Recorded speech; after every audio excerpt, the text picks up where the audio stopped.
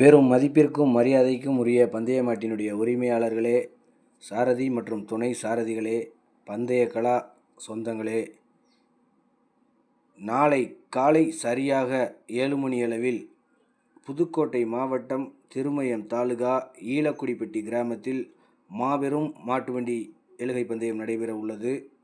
அது சமயம் மாட்டினுடைய உரிமையாளர்களும் சாரதிகளும் அழைப்பிதழை ஏற்று கலந்து கொண்டு விழாவினை சிறப்பித்து தருமாறு விழாக்குழுவின் சார்பாக அன்போடு தெரியப்படுத்திக் கொள்கிறார்கள்.